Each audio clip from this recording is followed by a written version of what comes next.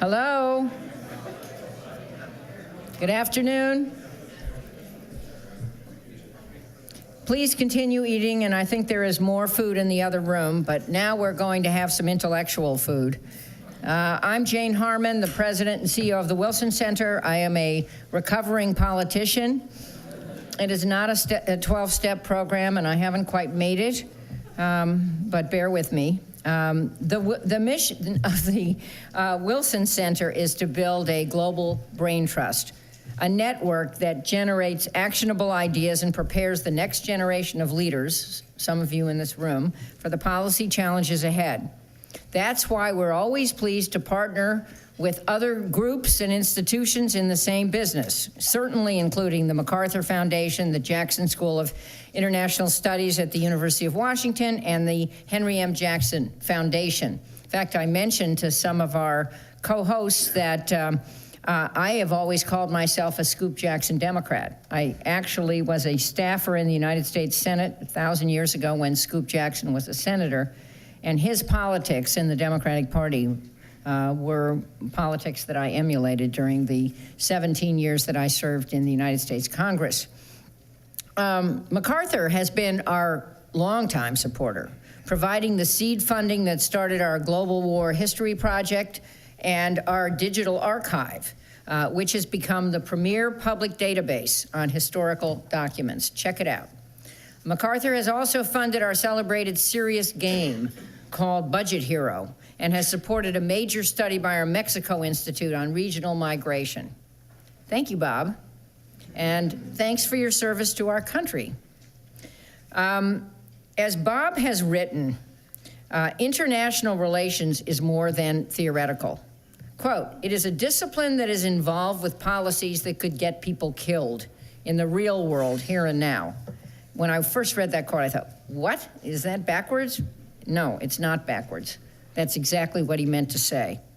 And I think he meant to imply the converse, which is if you don't apply education, if we don't have educated people in the policy world, we make big mistakes. Yes, got it right. Think Iraq and Afghanistan. You know, when mixed reports so far. Certainly, we overestimated our ability to solve intractable problems. We also learned that elections don't make a democracy, et cetera. And after all the lives lost, I think it's still fair to say we don't understand tribal societies. Put that on the list to learn. I've seen people nodding. And some people in Congress don't know that there's a difference between Sunni and Shia, even now. I have been saying for some time recently that we should forget pivots in foreign policy, and we certainly should forget pivots in education. We can't pick and choose regions. We're needed everywhere. China, Ukraine, and Syria all loom large on the agenda. And to address these issues effectively, we need education. But the federal government has cut Title VI funding in area studies. Senseless. So, who better to help us understand the role of international education in U.S. foreign policy than our friend Bob? In true Wilsonian fashion, Bob has alternated between policymaker and scholar. He has taught at Swarthmore, Johns Hopkins, and Georgetown. That's not to mention his service as dean of the Edmund A. Walsh School of Foreign Service at Georgetown for 13 years. Anybody there when he was the dean? Yay! Yeah, a little shout out. Bob spent, he needs it, he deserves it. I'll do it too. He certainly needs it. Bob spent more than 20 years at the State Department, serving on the policy planning staff as Assistant Secretary of State for Paul Mill, Political Military Affairs, and as Ambassador at Large. Bob will deliver the keynote during this lunch, and then he will participate in a dialogue with you. Our moderator is Don Hellman, professor at the Jackson School of International Studies. So please join me in welcoming our good friend, Bob Gallucci.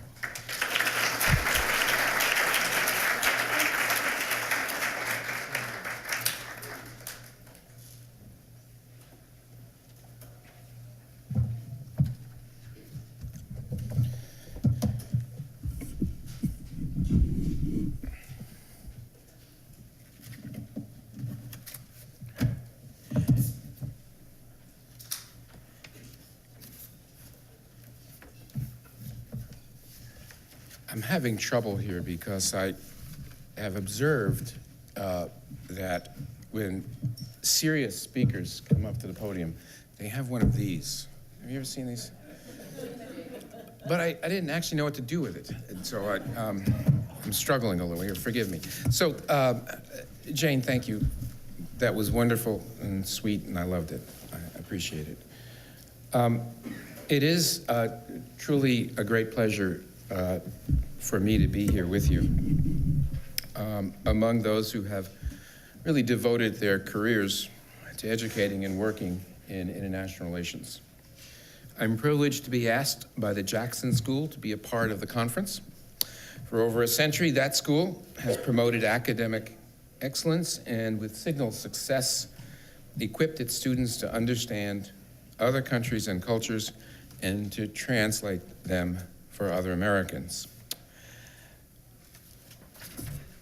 Jackson School, with its history, exemplifies what I would like to speak about today principally, which is the relationship. Okay, how are we doing? Better?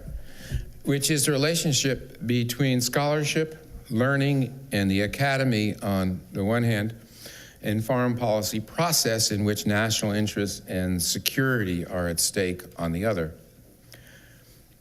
I was, interestingly, originally asked to provide a survey of all that international affairs education, Rasat, this is possibly your fault, international affairs education and language studies have contributed to U.S. policy in a range of fields covering 60 years. That task, I'm afraid, was beyond my powers to undertake. I actually might have tried if I were not so intimidated by you, the audience. This international affairs education thing is what many of you actually do for a living. You're not just passing through, as I have. Indeed, I am doubly chastened by the presence of my brother, my slightly older but substantially wiser brother, who has taught and done research in the area of science and international affairs, truly all around the world, for 4 decades, and who works in 3 languages. As you will soon see, I struggle with English. So I respectfully defer to Brother Vincent on the historical survey. I leave that to you. So I will buy dinner tonight, okay? So my sum on this point is I was born at night indeed, but I wasn't born last night. I'm not doing that. All right? Instead, I will concentrate on the present. I do know that universities have played a valuable role in developing the insights and activities of policymakers in the past, and I hope that they will do so in the future. But I am not convinced that their current contribution is really adequate. That gives cause for concern. We are at a point in history when deep and broad international knowledge is truly more vital than ever. The last great period of globalization at the end of the 19th century ended with the cataclysm of World War I, which set off the long crises of the 20th century and transformed America's relationship with the rest of the world. Hindsight lends us a sense of impending disaster not available to those making decisions a century ago. But today we look back at the buildup to the Great War appalled and mesmerized. How could the statesmen of that age allow the most advanced and prosperous region of the world to descend into conflict of unprecedented magnitude? But we may be in just such a period today. Profound changes in the global order are underway. We actually do not yet know how China will behave as a great power or how it will shape relations with its rivals and its neighbors, Korea and Japan. A new social turmoil and old political rivalries are playing themselves out in the Middle East, and we can see the effects across the whole Muslim world. Russia is once more altering the contours of Europe, and we cannot tell how well NATO, never mind the European Union, will weather the storm. The India-Pakistan relationship remains deeply problematic, and problematic is probably the most optimistic word you could use. And these essential political conflicts are in a context of other profoundly significant changes in demography, in economics and interdependence, in the environment, and in how information is created and shared. In short, this is a time when policymakers need more help than ever to understand the world, not as an abstract set of generalities, but as a finely grained, complex, and unpredictable environment shaped by culture, language, religion, and history. This knowledge is not academic in the pejorative sense of being essentially useless. Now, my apologies for those of you who had never thought the words academic and useless were synonymous. It is rather essential if policymakers are to reach informed, intelligent, constructive solutions. That they do so is also not academic. It is in the national interest, which is to say, in all of our interests. Bad, and this goes back to Jane's observation, bad international policy can indeed cost lives. The need is not restricted to diplomacy in the State Department or other areas within the US government. There is a panoply of international organizations that need such human resources. The UN and its agencies, the World Bank, NGOs and foundations, and also a globalized private sector. Each of these is looking for people who have that deep knowledge of the language, geography, culture, politics, and religion of specific nations and regions. If they also have substantive functional expertise in fields such as security, economics, finance, development, health, the environment, so much the better. So how are we doing in meeting this need? In terms of university education, there are many positive indicators as well as important warning signs. I'm concerned principally here with graduate education, but I think it is worth noting that undergraduate education seems more internationally and globally minded than ever. It seems that American parents and students are demanding exposure to other cultures. The number of undergraduates who study abroad has doubled in the last decade, and the number of international students, more than 800,000, is at a record high and has tripled over the last decade. Universities, in short, have responded and provided opportunities in response to what are essentially market forces. While I see this as a positive trend, I worry that a kind of finishing school internationalism may give young people the impression that they know more than they really do about other countries. It is at the graduate level, I would argue, where young professionals are trained for jobs in the policy world, with government and international organizations, and in the academic world. It seems to me we face two major problems. The first is that we are not producing enough deep expertise in languages and area studies, nor sustaining viable career paths for people with this kind of training. The second is the dynamics within the disciplines themselves, which reward, I'll use the phrase, insider baseball, rather than policy relevance, and are at risk of self-absorption. First, area studies. In a New York Times op-ed a few years ago, Larry Summers, you all know who he is, questioned the value of devoting, and I quote, the substantial investment necessary to speak a foreign tongue, given the global penetration of English. Ladies and gentlemen, if that's the problem we have with the former president of Harvard University, we are in deep trouble. We are. And right now, there is a perfect storm of forces aligned against area studies. A substantial portion of the teaching opportunities offered in foreign languages are for adjuncts and instructors, poorly paid and non-tenure track. I can't think of a more effective disincentive to pursue this career path. But this aligns with broader trends in higher education toward devaluing the humanities and relying on low-cost teaching by graduate students, adjuncts, and non-tenure track faculty. The brutal cuts of Title VI were undeniably poorly conceived and short-sighted. The real impact is not in the funding lost alone, but in its multiplier effect.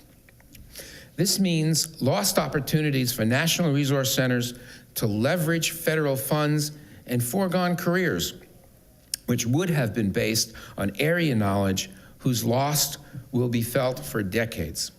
In this area, market forces are not serving the needs of the country, and we need to change the dynamic.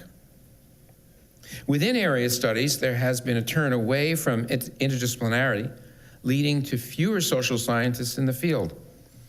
Political scientists, for example, like economists before them, are finding it more professionally advantageous to identify with disciplinary departments which provide specialized credentials and much clearer career paths. Political science departments don't want area specialists. They want to recruit and turn out academics who think about models and the international system. This, I think, is an indicator of a deeper issue. That is, how the disciplines operate and the resulting dearth of policy-relevant work. I'd argue that to be healthy, disciplines need both to maintain their integrity and also be productive in conversation with the rest of the world. This includes preparing young people for meaningful careers, but it should also mean serving the public good. Yet this is not what is happening in our field. In my view, the turn toward highly theoretical, quantitative work in political science and international relations over recent decades has not served the profession well. Granted, it reflects a mania for measurement and metrics that extends far beyond the university and pervades, actually, practically all realms of contemporary endeavor, with the possible exception of poetry, and I'm not so sure of that. But this quantitative dominance that seeks to exclude other methods of inquiry has made the disciplines abstract, arcane, and sometimes simply unfit for practical use.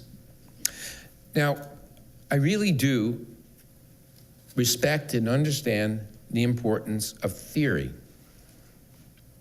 Perhaps the most important influence in my own academic training was Kenneth Waltz and structural realism. I was his teaching assistant at Brandeis. From him, I learned how vital it was to have an intellectual model that simplifies and organized the world, a map that lent coherence and allowed for considered prediction.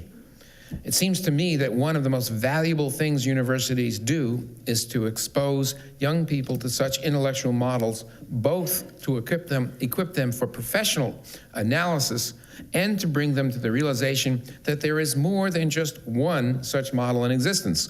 Far too many of our policymakers assume that their own frame of reference simply reflects reality rather than interprets it. I respect and understand that scholarship is also valuable in being disinterested. Complete objectivity is an unachievable goal. I get that. But scholars are not bound to serve national interest or obey bureaucratic orders, and they bring a valuable detachment that can criticize and correct official positions.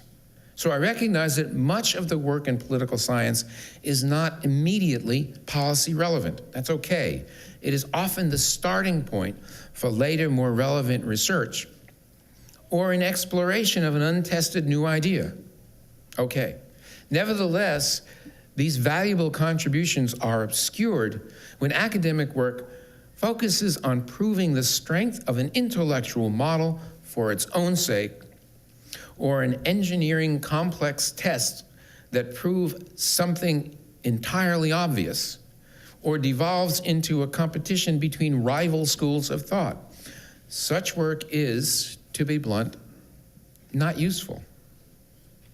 Or perhaps more accurately, it is useful only to junior academics seeking tenure and tenured professors seeking promotion, which reaffirms to me that the core of the problem is disciplinary.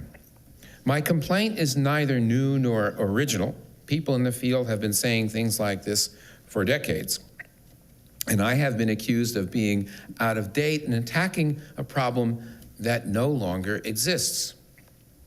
Some 18 months ago, I spoke at Bryn Mawr, where a new program of international studies has been established, and I made similar points about the disconnect between the disciplines of international studies and political science on the one hand, and how working professionals actually think on the other hand.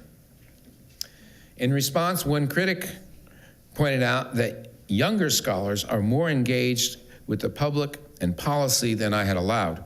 He asserted that blogs, in particular, have transformed the landscape and made scholarly thinking available in an accessible way. He reminded us that outfits such as the Tobin Project, the Bridging the Gap Initiative, Jim, where are you? He stepped out. I don't blame him. And the Scholars Strategy Network are in conversation with policymakers. All well and good. But this critic saw a situation tending in a positive direction. I see a dire situation with a few points of light. I doubt that the trends he describes are powerful enough to change the fundamental situation, spur structural reforms, or attract the talent we need. Recently, Paul Avian and Michael Desch ran a survey of the highest level national security decision makers asking, quote, what precisely do the most senior national security policymakers want from the international relations scholars? The results confirm my diagnosis. Not only did political science fare poorly among the disciplines, but the decision makers with the highest level of academic training, and not only did these folks come to the same conclusion, that they were skeptical of the dominant approaches. They found the formal and the quant in particular wanting. In fact, more than half the respondents categorized such formal models as not very useful or not useful at all. What did they find useful? Well, they found economics, area studies, history, contemporary case studies, historical case studies, and policy analysis to be useful. Who's surprised? But genuinely surprising, Avey and Desch found that scholars and practitioners have roughly the same view of what the useful methodological approaches are, something they were able to establish using the 2011 TRIP survey of scholars. So why scholars are pursuing approaches that most do not think will be of use in the real world is a question worth pondering. There are two issues here, it seems to me. The first is the incentive structure in the disciplines that I described earlier. Instead of that inward-looking conversation and credentialing process, we need a closer, more productive synergy between our best intellects and those who have to make vital policy decisions. Now, it's also possible that the people who make those policy decisions have good intellects too, but I'm setting up a contrast between the academic world and policy world. We need to change incentives in the academy to spur policy-relevant work in order to make that happen. We also need to recognize that endogenous market forces, in this case I'm talking about students who sign up for courses, are not going to be enough to build a stable base of expertise in all the areas we need. Here, government and other international organizations will need to play a larger role, ideally with incentives. The current situation in which funding is being stripped from area and language studies creates disincentives. We need to do what we can to reverse it. What would an ideal situation look like? Please forgive a reference here from my own government experience and academic experience.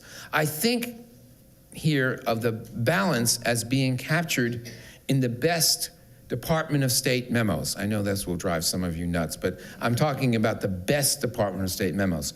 In the best Department of State memos, the first part of the memo addresses America's national interests and policy objectives. Of course, one needs to know what our nation's general posture should be and why. Diplomatic history would help. But the second part of the memo, the bit that includes how we should act, has to be deeply informed by place, relationships, culture, and the integrated insights of appropriate disciplines. Ladies and gentlemen, no senior official ever has someone knock on his door in government with the news that there is a crisis in the international system. And no government policymaker ever yells, "Quick, get me an IR theorist." There is a crisis, though, sometimes in a country, Kenya. And the first thing one needs is knowledge about the country and its 10 major ethnic groups, power structure, geography, and recent trends. And the first question is, who knows this stuff and where is he or she? There is no substitute for those people and their education and their intuition. You can't Google judgment. I had been working on North Korea for 2 years and was in Europe trying to secure funding from European leaders to underwrite the deal I had negotiated with the DPRK, that would be North Korea, when I suddenly had a call, this is true, from the Deputy Secretary of State telling me that I would be leaving the North Korean account and I would now be working on Bosnia, about which I knew next to nothing. Yes, that is actually how your government works. The first thing I did was to stop at a Borders bookstore on the way home from the airport and buy every book they had on the Balkans. That would be both of them. The following Monday, I was negotiating, literally true, negotiating with the parties in the Balkans under the gentle guidance of Richard Holbrooke and concluding terms that would become pieces of the Dayton Accord. My speed reading didn't hurt, but I needed area experts to help me every single step of the way, just as I did when I was negotiating with North Korea. And I got them. And by the way, I needed language experts in both cases, because sometimes the interpreter would do interesting things. I'm not kidding. Their interpreter and my interpreter, interestingly. So having a lot of people and getting together and doing kind of a test. What did you hear? What did we hear? The nuance, incredibly important. There is a curious pathology in government, and it's been called, for those of you who might be old enough to know here, a great James C. Thompson wrote a piece in 1968 in The Atlantic called "How Could Vietnam Happen?" And in it, he had certain pathologies of government, and one of them was the cream effect, that decisions rise to the top and are taken by senior officials, generalists in government, who have to take into account, or should take into account, issues of minute detail that can only be known by area specialists. When the generalists ignore the area specialists, who, by the way, are often not in the room at all, or have a theory, this generalist, that blithely trumps reality, there can be very bad consequences. Now, there are a ton of examples here, but the one that pops to mind, recall Iraq circa 2003, and the wishful thinking passing for analysis in the White House and at Defense that U.S. troops invading Iraq would be greeted as saviors after the shooting stopped. The Department of State NEA Near East Asia team that was assembled of area experts, which had been assembled for the purpose of post-conflict, was removed, and post-conflict reconstruction was overseen by those who had clear ideological positions but no area expertise. What followed, I would submit to you, was a tragedy for Iraq and for the United States. So what should we be doing to remedy this situation? Of course, we need more resources, but so does everyone else. And more money does not, in itself, solve problems that are persistent and systemic. It is quite possible to go on making expensive mistakes more expensively. Substantively, I have a few prescriptions, some whats and some hows. One, we clearly need to address area studies which are in free fall. We will have to change how area studies are valued institutionally. That will not be easy when area studies are, to most observers, arcane, difficult, and unlikely to lead to lucrative employment. Concerted efforts to link students with career opportunities would be a good start. To have teachers and researchers at all, we need to ensure that there are career paths that are survivable and not one-way tickets to becoming a permanent adjunct. It may no longer be possible for a faculty member to focus only on, for example, the political system in Bangladesh full-time. We may need to cross-connect that expertise to cognate areas across the academy so that the staff member can teach in other language and disciplinary departments. Clustering has been around for quite some time, and it may be a good way forward in this instance. 2, we must address the crisis in language teaching, which is the foundation of true area expertise, and I speak as a regretful monoglot. Language study needs to start earlier and go deeper. Public schools around the country, it is good to see, are offering an increasing number of immersion programs, bilingual classrooms, and specialist language schools. I have not seen a similar commitment from universities, interestingly. We should reinforce our commitment to language proficiency by requiring more disciplinary academics to acquire foreign languages and area studies expertise, and by strengthening language requirements in the professional schools.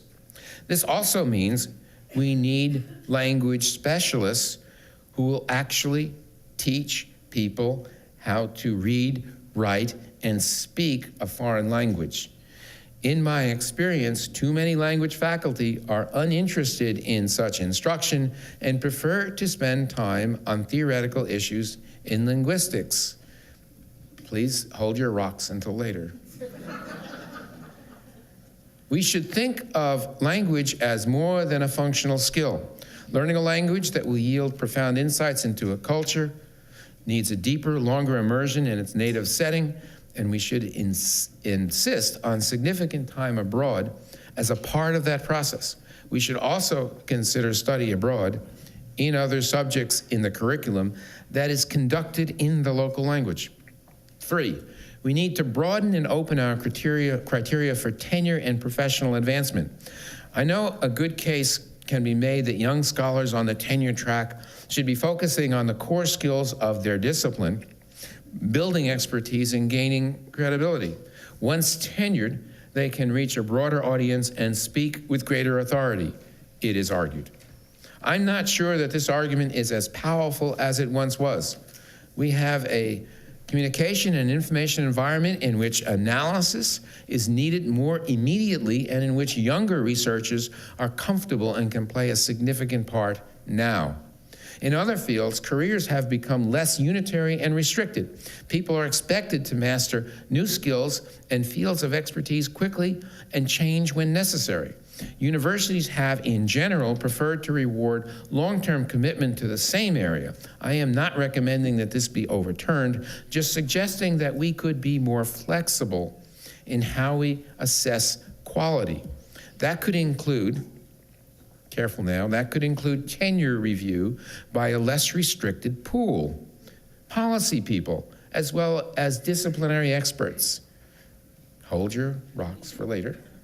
4, we need more genuine interdisciplinarity. Much is spoken about the importance of crossing disciplinary boundaries, but it is exceedingly hard to do this well. Talking the talk is easier than walking the walk.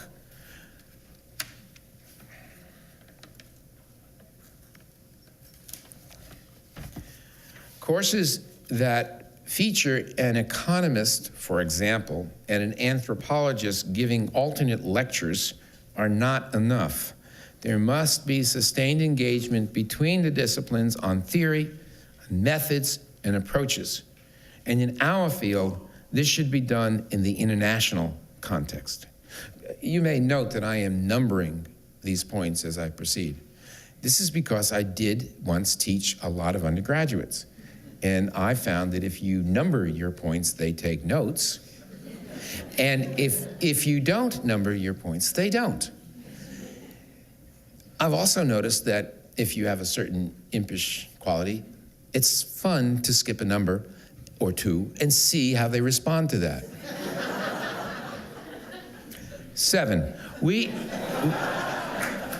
should expand the reach of the curriculum in our professional schools, looking for gaps such as law, business, public health, education, or conservation. Having such options, would both increase the professional relevance of our offerings and build strategic alliances with other professional schools, some of them with more generous budgets than others. 6 or 8, we need to build greater communication and cooperation between the disciplines and the professional schools. This should begin with the respect of each for what the other brings to the table intellectually. Now, regarding the how, the prescription, we need to identify the points of leverage.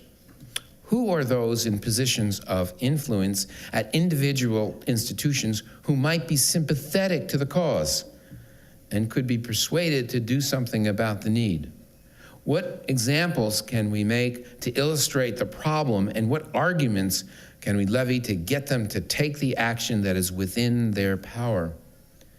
This is exactly what we at MacArthur are contemplating, without so far absolute conclusion. Perhaps there are university presidents who respond to boards, trustees, or legislators. Perhaps there are provosts. Perhaps there are deans who respond to student and faculty demand. Perhaps it's the alumni who work in these sectors. Perhaps it's the parents who want their children to have an education that responds to growing globalization. Maybe there are individual institutions with nascent conditions that make them conducive to change, but could do with some encouragement and assistance to make it a reality. Perhaps there are clusters of scholars at particular institutions where their approach has not taken hold. Perhaps with some additional support, we could make a program that's greater than the sum of its parts.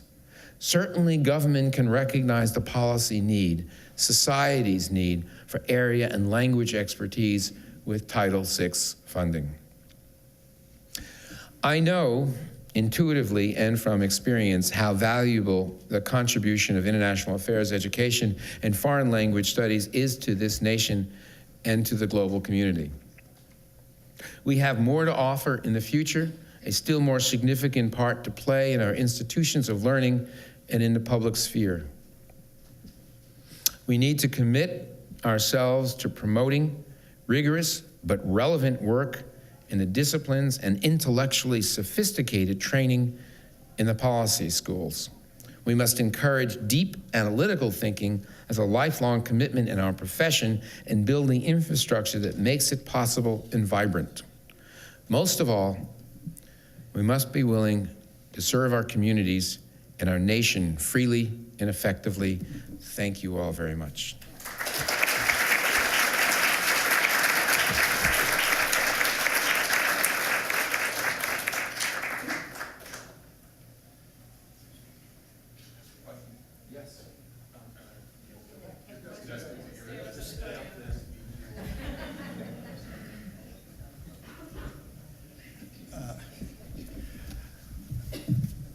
Thank you for that inspiring talk. I'm Don Hillman, and I have to confess up front, my connection with the Gallucci family goes way back. I've known Bob for a long time because I'm an Asian specialist, and he was a real star, certainly in Korea.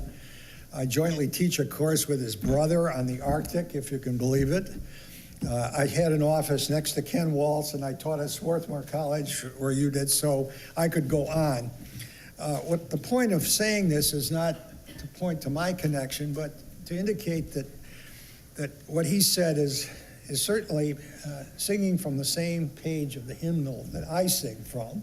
And probably this choir that's here, I would doubt if there's more than one or two people that don't already agree with much of what he said, perhaps not the details. And we're going to open it now to questions, and I hope they will be tough questions. I'll ask one tough one right up front, but we have to be out of here by 10 minutes to 2 because there are space limitations, and I am going to have to be authoritarian, not democratic, in enforcing that rule. My question is rooted in a rather bizarre, interesting experience I had about 15 months ago when I attended, as the only American, at a meeting in Beijing hosted by the Central Committee of the Chinese Communist, the International Department of the Central Committee of the Chinese Communist, which raised questions that about how to integrate emerging countries into the global political economy, and which cleverly was built around people who ran huge foundations in other countries in the world that were friends and not so friends with China. The lesson I got out of that, and I agreed with much of what was said except for nationalism, except they didn't understand international public goods, and if they're going to be, as they claim to be now, bigger than the United States this year, I pointed out that, hey, you better start thinking about more than maximizing your national. Now, the one point that you didn't mention in all of your, I think, very insightful and appropriate remarks was the international needs, the need to internationalize this dialogue and to transcend not only Washington, D.C., but the broader situation in the country for the purpose of leadership. I think the issue of leadership and an expanded international dialogue is what distinguishes the 21st century. It's not just reforming, and this is why you're such a, apart from your personal brilliance, appropriate, because you're one of the very few people that have been in government, in the academic world, and in the foundations. And we are both the solution to the problem and the cause of it. And you are one of the very few people probably alive that has, at a very high level, experienced all of this. And so I'd like you kind of to revisit your career, stressing the international part of it, and how in addition to what you did say in your, I think it was 7 or 8 recommendations, how do we internationalize this, and how do we even take the globalized private sector and bring them more fully into the play to supplement it? That's a great question, Don. Do we have to go yet? Because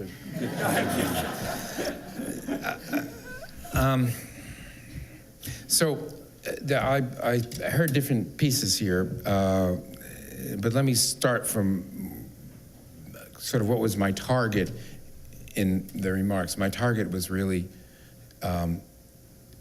what we do in the United States in education. And I was looking at this from the perspective of what is it do you want from the educational activity in this country for our country? I mean, I think there are times when you want to talk about our country, and there are other times when you want to be quite international or global, and I was doing the first just now. And I think Don is asking me to think a little bit about the second. And the first thing that occurs to me is that at MacArthur we have been trying to figure out how one of the areas in which we work, which is the preservation of biodiversity, how we could be successful at preserving species preservation around the world by working in individual places if we failed to take account of global forces. And as we looked around, the standards that we wanted were in some cases, these are standards having to do with sustainable development principally, we're in some cases around the United States embraced, but not universally. We had many private sector entities that were not behaving as well as we'd like. But if you had a continuum, we were in most cases pretty far along, the Western Europeans maybe even further along. But there was this country, China, which was, it seemed to us, a country that were we not to figure out adequate ways of engaging, then everything we were doing elsewhere would not amount to substantial impact. So, I mean, a little vignette. So I'm one of the places I first went to when I took the job was Madagascar, and there's a lot to look at if you're interested in species preservation. Was, you know, the highest level of endemism of any place on Earth. So it's wonderful. It's like Jurassic Park. You know, it's the stuff that's there that's no place else. And I was standing on the beach, and I was watching some of our program officers talk with some of the NGOs we were supporting, who were talking to some of the native population about how they fished. And the little talk then was about the size of the nets that are used. And if the nets, little holes in the nets are too small, they'll catch really small fish, you know, and juvenile fish will never grow up. And so you want to make the holes a little bigger, and then you can do sustainable fishing. There's more to it, but that's about what I can handle. That's okay. So I'm getting this little presentation. I'm kind of watching it, and while we're watching it, and I'm thinking about how big the holes are in the net, this ship is going across on the horizon, sucking up every living thing in the ocean, and not the size of the net, not terribly important to them. That was a Chinese fishing vessel. I mean, pardon me, just raping the sea as it went along. Then 2 days later, as a diver, I got to see, you know, some of this may be climate change and other things, but completely fished out areas. Coral that was dying, horrible situation, nothing like what you can see in other places that are healthy.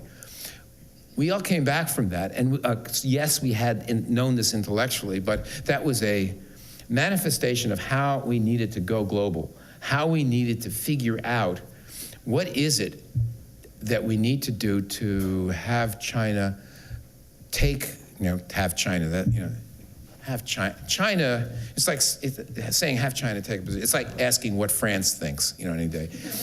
France doesn't think, and there isn't one China. You've got to deal with an incredible array of entities that make separate decisions. But the question is, if you can't figure out how to act globally now, you're in deep trouble for most of the things you care about in the commons. Whether it's the Arctic or whether it's generally the sea, whether it's climate change. How do you motivate countries to take responsible positions? That, to me, given kind of what I've been doing most recently, is the big challenge. And as it turns out, sometimes, we call it name and shame, works. And you just publicize bad behavior, and people feel bad about being caught at bad behavior. Other times, it's just their tolerance, for being named is higher than you'd like. So what you end up trying to do, I think, is finding out what motivates them. How do you get them to understand, whoever the them is, in this case, what their global responsibility is? How do you get, and it turns out it's different, or it seems to me, the answer to that question, or what the answer to the puzzle, differs enormously whether you're dealing with a government like the Chinese government, or interests in China, may not be governmental, and you're dealing with governments in, let's say, East Africa and the Great Lakes region, or you're dealing in other areas of Africa. What governments and people will respond to varies enormously. And I would just now go back to some of the points I was making before. There is absolutely no way of addressing these problems without a deep understanding of the culture, the language, the history, the tradition, all that stuff, and the current politics. I mean, the Chinese situation is such a moving target. This is a rambling response to you. I'm sort of filibustering here. I don't want any more hard questions, but I do think that the kind of general issue, how do you go from our own self-absorbed, this was navel-gazing in my presentation about what we're doing in the United States, but at the end of the day, what we care about cannot be addressed by simply addressing the United States of America. You have to figure out how to engage the rest of the world. Our work at the foundation in biodiversity is principally in East Africa, principally in the Andes area, principally in Southeast Asia, in terms of the river system, in marine areas in the Pacific, and we've picked areas. And there's no way we can work in these areas without enormous, incredible area expertise. And then you want that area expertise because you are trying to get to the people and figuring out what their incentive systems are. And that's an individual case-by-case activity. There may be analytical answers to that in terms of what you have to do in each case, and you can have a template. But the substance of it is special to each case. Thank you. And in interests of meeting the standard I set in terms of time, I think I should even now begin gathering a few questions rather than turning it loose. I'll start here, please. Yes. Hi, I'm Mindy Reiser. I'm vice president of an NGO called Global Peace Services. My question is about supply and demand. As you certainly know, some of the best and brightest young people have been funneling themselves to investment banks where the starting salaries are a whole lot more than they are in the State Department or universities. How can people be induced to take the lower paying jobs with the uncertain career prospects that the academic world offers? Certainly naming and shaming is one possibility because some of these banks do not have gold stars next to their names anymore. But I wonder what thoughts you have about encouraging people to take these kind of careers. Okay, go. Please, next. And then we'll switch over on this side. Ken Yelowitz, I'm a retired diplomat and former director of the Dickey Center for International Understanding at Dartmouth and now here at the Wilson Center. Bob, I wanted to ask you, you didn't say anything about Congress. And I wanted to ask if you had if you had 3 or 5 or 7 recommendations. We're facing greater isolationism in the Congress. The funding cuts that we're facing are largely driven, by the Congress. Too many Congress people who revel in the fact that they don't have passports. Any thoughts on that? Printable thoughts. Yes, on this side, please, we're going to scatter it if we. There's a question here, please. Here you go. Hi, Matt Rajansky, director of the Kennan Institute here. So it seems like it takes 2 to tango in any successful international interaction, and we've talked a lot. The whole point of the conference, which I commend, is American expertise about other parts of the world. But I work with Russia, and it seems like the quality and the depth and the balance of Russia's understanding of America has suffered tremendously. So I wonder if you think about what we can do to promote better understanding of who we are actually, rather than perhaps presuming that Hollywood does that work for us, or the U.S. Congress, or someone else. Anyone else on this side? It's too much to the right. Well, I guess those 3 will be more than enough to carry us to our cutoff point. Right. First, the good question about our students coming out of undergraduate school, coming out of graduate training. They will have opportunities in a down economy, but certainly in an up economy, to get far better paying jobs in, let's say, broadly, the financial services sector in New York City, not to put too fine a point on it. And I have had, as it turns out, and I'm sure many people in this room, I'm sure Don has sat with undergraduates and graduate students who say, I got the Goldman Sachs offer. I could go work in the intelligence community. I passed the Foreign Service test in the oral. There's an NGO I've always cared about, but now you finish the sentence. So the first thing that occurs is that students are carrying an enormous debt these days. And I have talked to students who will say, I wish I could do this. I can't afford to do what they want. And it's not responsible, they say. Can't stick my parents with it, or whatever the line may be. So I think in some cases, the financial realities, unless Congress took it on or others took this on as an issue, the price of higher education and what it's doing, it is having other effects, obviously, in terms of the mobility, social, economic mobility in the United States and the concentration of wealth and income in the United States, but it has a direct impact on your question, I think, because less of these graduates, lesser number, are sort of free to make that choice just in terms of whether they would like to do something that is where the payoff isn't financial. As a dean, I always hoped that some would go to work in New York City because that way I could come visit them and ask for donations. It's hard to go to a young person at the State Department and ask them to give back. Not too successful. So I think that you want to balance, you want to mix. I will say that I think those in academic administration and faculty have an obligation in terms of the national good to put models in front of students, graduate, undergraduates, so that they get to see. I heard I would go into the State Department, but I don't want to work for the post office. Now, I don't want to offend anybody who works for the post office who may be here, but I would make the point that actually, we don't, in the State Department, wear shorts, and no dogs nip at us, and it's not like that, and it's actually a very interesting, rewarding career. But I think a lot of students have an image of, quote, government bureaucrat, which is very negative. Right?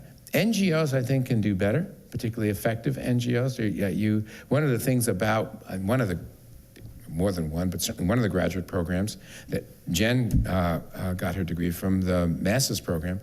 In the first day of that program, when the students come in, each student says a little bit about themselves, and you hear about the things they were doing, but they want to go do something else. And in the last 5 years I was there, which was 5 years ago, I was hearing more and more about international development being the direction that the students wanted to go. They had come from Goldman, and they didn't want to go to business school next. They wanted to do this. So I think that it's out there. I think the biggest obstacle right now is not that there isn't enough interest in giving to society, but I think the financial imperatives these days are troubling.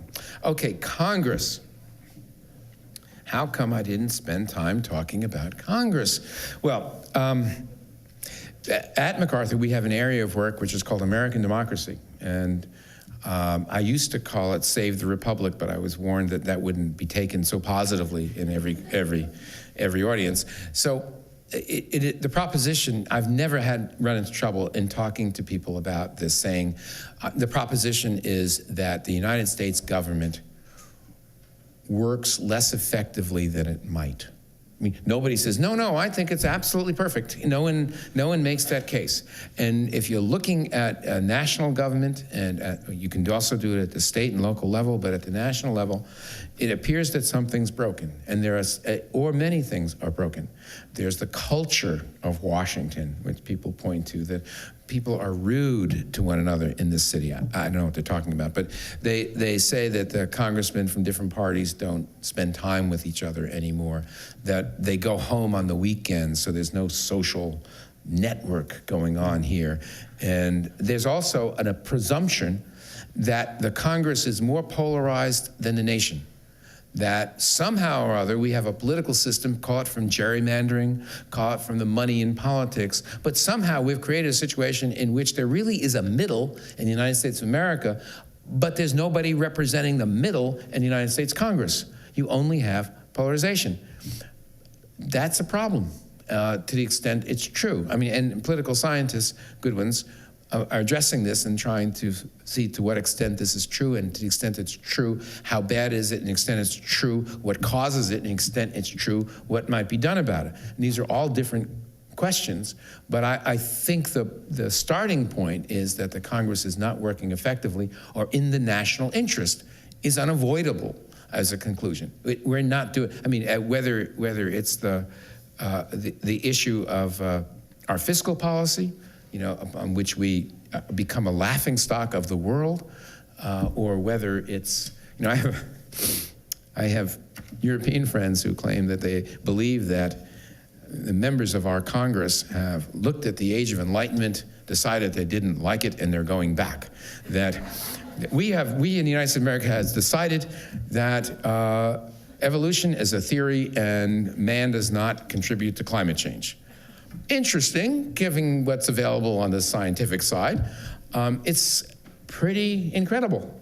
When I look at this, I think about a full continuum. What's the role of the press these days in magnifying the nonsense? It's extraordinary.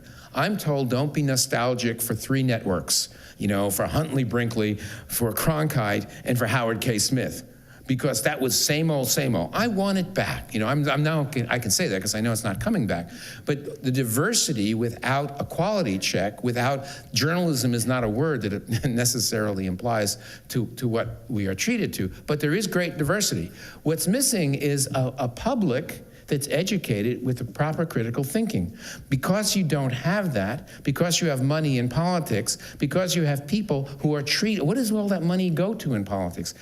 83%, that's a good number, I made it up, 83% of the money that's spent in politics is spent on TV still, right? And these are not hour-long specials. They are 15-second ads, blink, right? Because that works. That 15-second attack ad works on the minds of Americans. Look at K through 12 education, look at critical thinking, look at all those things. So I think the answer here is it's broke.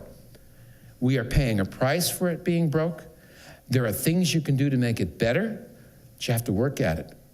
That's 2. 3, Russia.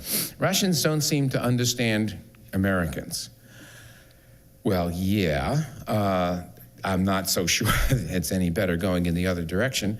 I've always been a believer in Fulbright programs, educational exchange programs, and I think that you need more of that. We are in a time now that I think is very dangerous. I wouldn't want to change the nature of this conversation, but for me, the situation has not been this dangerous since the Cuban Missile Crisis. Now, we can talk to each other after class, and I could expand on that. But this is a very dangerous time. Ukraine is kind of a gray area. During all those years of the Cold War, there was only one gray area that I know of, and that was Yugoslavia. And whenever we did war games, they always began, suppose Tito dies, right? And then it went on from there, because nobody knew what would happen if Tito died, right? We found out, but we didn't know, right? In this situation, and fortunately Tito died after the Cold War ended, so this was not so bad in some ways. So what we have now is a gray area situation. If the Russians move into eastern Ukraine, this could get very interesting. Ukraine is not a NATO power, so you might say it's never going to get very interesting. I would say you really have to watch the space. And those of you who said, look, I'm really going to watch Syria or Pakistan or North Korea or some other place that's your favorite crisis, I don't blame you. On the other hand, this one involves a country with a whole lot of nuclear weapons, right? And right near our single most important alliance. So it's worth our attention. It'd be great if we could get more connections with the Russians so that more people in Russia did not buy the nationalist crap that is being put out right now by the current leadership. But when you're in a crisis is the last time when you can fix this. Thank you all so much.